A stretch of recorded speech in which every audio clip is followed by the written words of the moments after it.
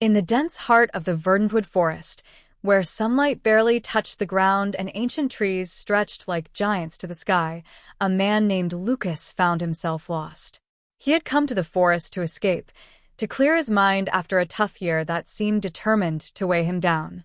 But as he wandered farther, the forest grew more unfamiliar, paths twisted and overlapped, and soon he realized he had no idea how to return. After hours of wandering, the daylight began to dim, casting the forest in shadows. But as darkness crept in, Lucas noticed something unusual, a soft green glow seeping through the trees, illuminating the path ahead like a trail of stars. His curiosity got the better of him, and he followed the glow, the air growing warmer and filled with a gentle, melodic hum.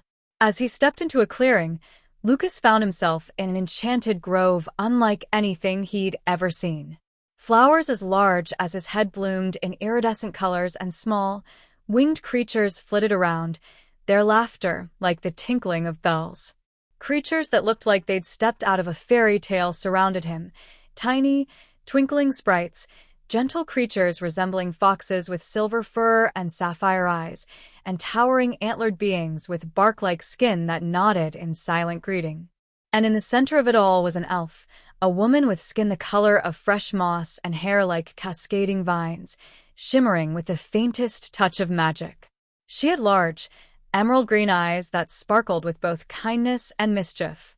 Lucas felt his breath catch as she approached, her movements graceful, like the dance of leaves in the wind. "Welcome, lost one," she said, her voice soft yet melodic.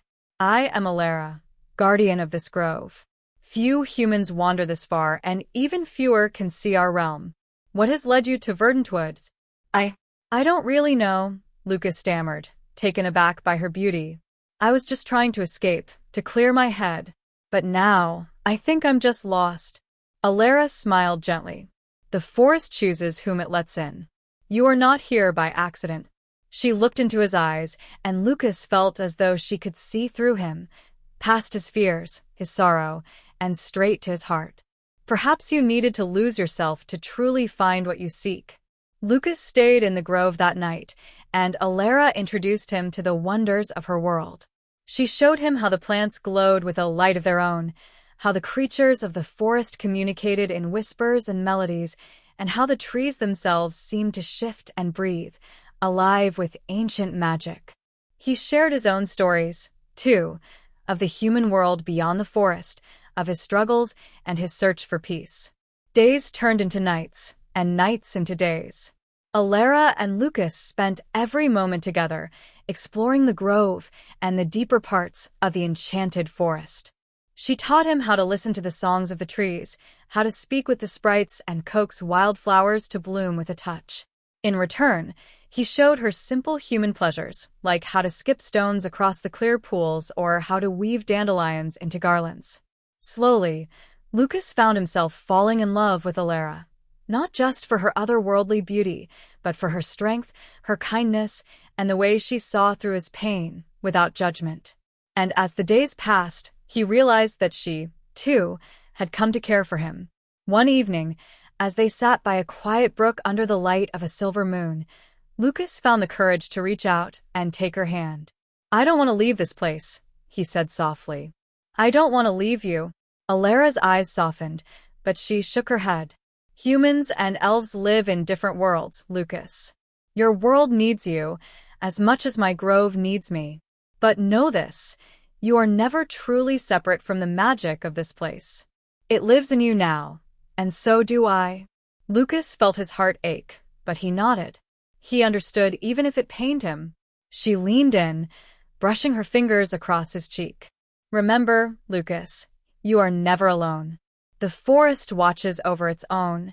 When Lucas finally awoke, he found himself back on the edge of the verdantwood, sunlight pouring down through the trees.